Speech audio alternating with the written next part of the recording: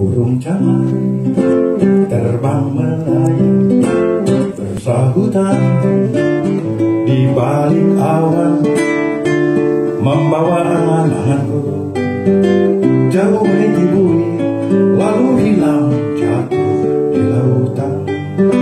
Oh bahagia tiada terperi, indahnya derap jiwaku, tak kenal duka derita, tak kenal nestapa, ceria penuh pesona. Tahu kan waktu itu Vina Panduwinata gitu kan ya, mari tepuk tangan lah untuk Vina Panduwinata. Dia pirang tarik ke vokal karena dia akan monitor apa, nggak enak nyanyi. Nah, Vina Panduwinata ini yang abah nih, yang termasuk mengusulkan ini lagu harus Vina Panduwinata, itu kan. Lagu ini ditulis lagunya oleh Aryono Huboyojati. Satu waktu ada orang namanya Aryono Huboyojati datang kepada saya, Kang, saya punya lagu, saya tahu dia ahli marine biology, doktor di bidang biologi laut. Dia bawa wah ini lagu hebat sekali, kan hebat kan lagunya kan.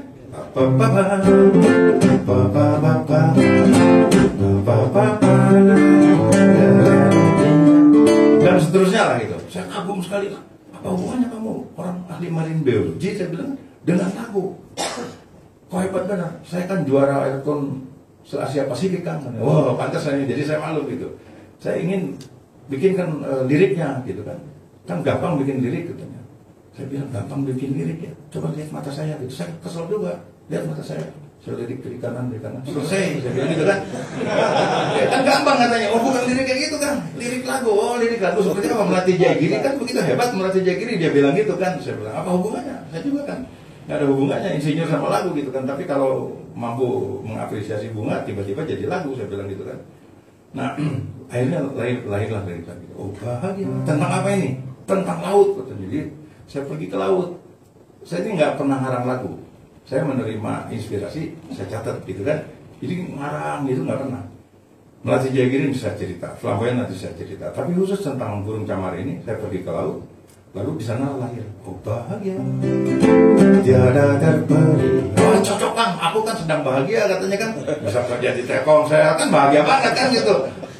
Bisa makan enak, bisa dapat latihan yang hebat gitu kan, ruangan hanya untuk dengar apa aja, ruangannya dibikin berapa tahun yang lalu, ini kan spesial hanya untuk malam ini sebetulnya ini.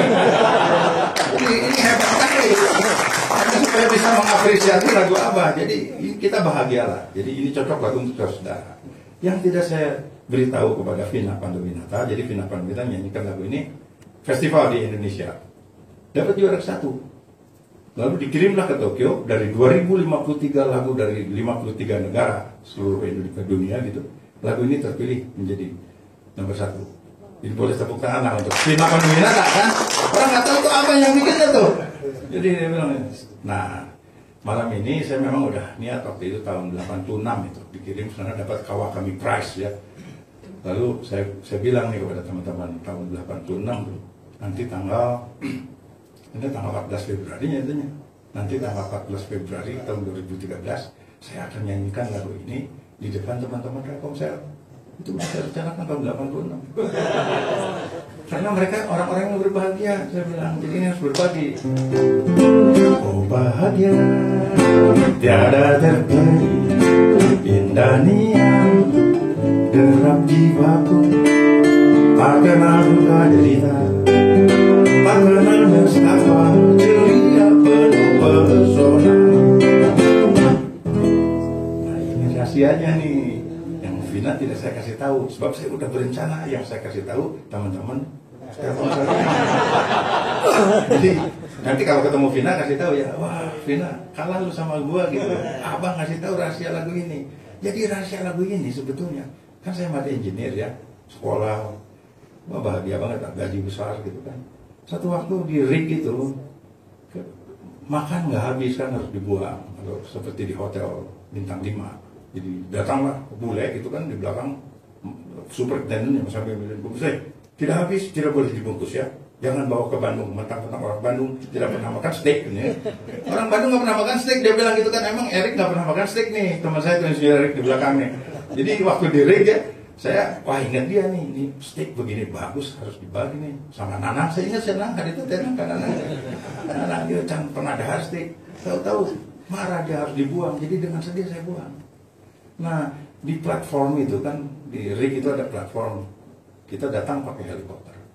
Dikasih makan steak, pulang pakai helikopter. Itu mati engineer. Nah, cuman kalau minyak udah keluar, kita ini nganggur. Nganggur sehari sih oke, tapi kalau nganggur 2 minggu kan 2 weeks on, 2 weeks off. Kita 2 minggu sudah di sana, apapun terjadi harus sudah di sana. Blowout misalnya, rignya meledak, mad engineer lah yang bertanggung jawab. Jadi ini pekerjaan yang sangat menantang. Saya senang sekali waktu itu kan. Oh saya bilang saya jadi mad engineer. Wah itu bahaya Abah, jangan katanya Abah. Sudah berkeluarga punya anak, enggak saya senang. Bahaya Abah. Lama-lama saya kan kesel. Teman-teman saya mencegah. Saya bilang, apa bahaya dalam bahasa Inggris? Danger katanya. Danger is my middle name, you know. Ya kalau kita ya udahlah, gimana aja gitu kan. Jadi kerja. Tapi itu yang terjadi. Nah, kalau minyak udah keluar kita nganggur, lari-lari di platform, di dalam latihan silat gitu kan. Kan sehari sih oke, 2 hari udah mulai bosan, 3 hari apalagi kan. Lalu saya merenung gitu. Nah, merenung itu lah saya lihat ada perahu kecil. Tiba-tiba ku tertegun, pandang mataku tertumbuh. Refrennya kan gitu. Perahu kecil terayun, nelayan tua di sana. Imajinasi saya melayang kepada The Old Man on the Sea, karya Ernest Hemingway. Ironi kehidupan nelayan itu. Di restoran bintang 5, ikan, salmon atau apapun, tuna gitu, dijual dengan harga mahal. Si nelayan gak punya makanan. Imajinasi saya itu 3 hari 3 malam dia sedang gini. Tiba-tiba ku tertegun, pandang mataku tertumbuh. Perahu kecil berayun, nelayan tua di sana. 3 malam, bulan telah menghilang, langit sepi walau tak berawan. Tiba-tiba ku sadari aku burung camar tadi, juga bisa sedih, rasa duka hati yang terluka. Tiada teman berbagi derita, bahkan untuk berbagi cerita. Burung camar.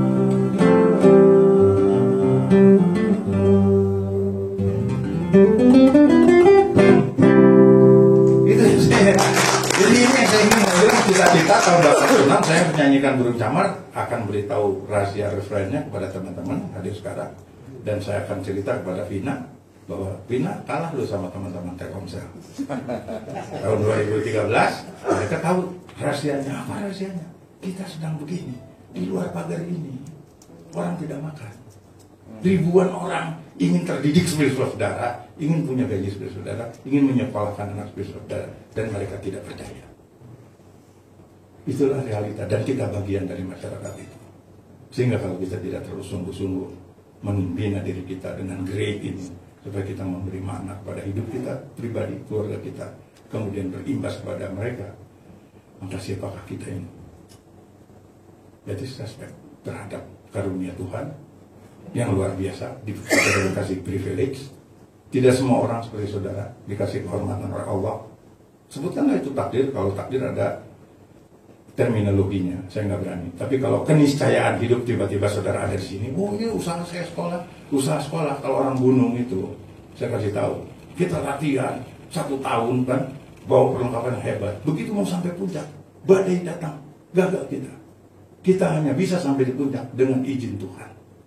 Itu terasa betul, bukan dogma. Seperti saudara ada di sini, pasti dengan izin dan bahkan privilege, kehormatan yang diberikan Tuhan kepada saudara untuk bisa menikmati privilege. Jadi saya ingin terkabullah dejavu harapan saya 14 Februari 2013 Vina, saya akan nyanyikan burung camar untuk mereka, teman-teman ini, dan Anda tidak kebagian. Vina nggak tahu. Tiba-tiba tertegun, mataku tertumbuk gembira, perahu kecil terayun, nelayan tua di sana. 3 malam, bulan telah menghilang, langit sepi walau tak berawan. Tiba-tiba, sekarang bedakan. Tiba-tiba aku tertegun, pandang mataku tertumbuk, perahu kecil terayun, nelayan tua di sana. Tiba malam, bulan telah menghilang, langit sepi walau tak berawan. Tiba-tiba kan lain. Apresiasi itu karena kita mengerti latar belakangnya, mengenal situasinya, kita lebih mengapresiasi apa yang seharusnya terjadi.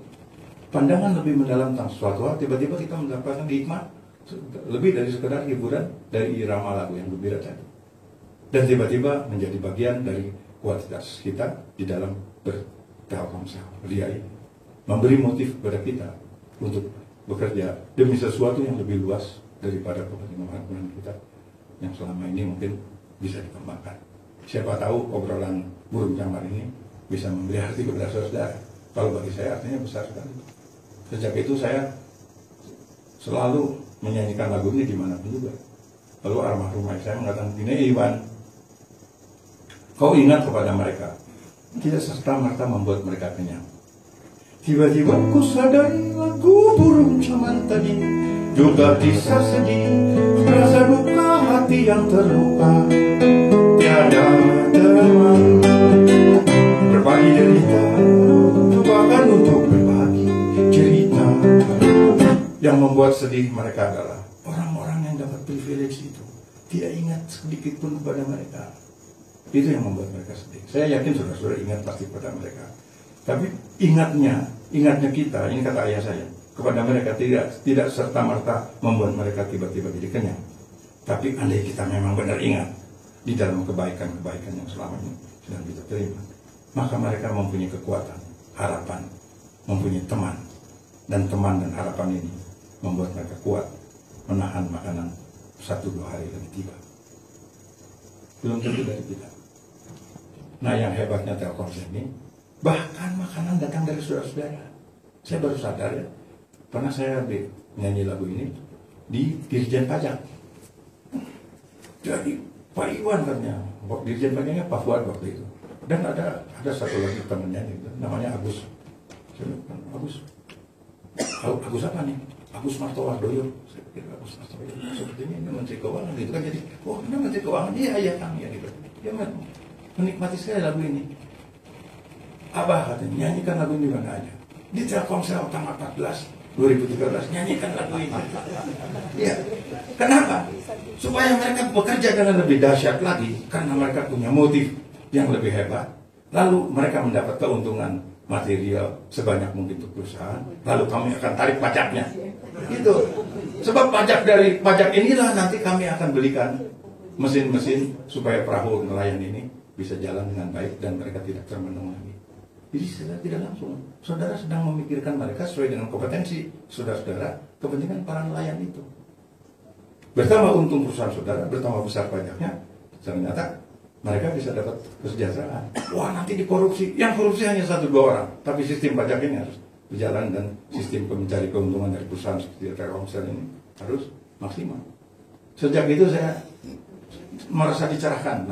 Jadi saya bilang ini kita harus bicara tentang mengambil keuntungan sebanyak mungkin secara komersial untuk kepentingan banyak orang. Dan itu sah, normal-normal saja. Apalagi saya pernah mendengar satu doa, coba jadikan itu doa itu. Ini saya lagi di gunung nih, lagi gunung ulang tahun. Di gunung itu di Cicaruk namanya, Cicaruk itu di kaki Gunung Burangrang. Ya, dan sekedar di Pulau Wakari. Tunggu dulu. Saya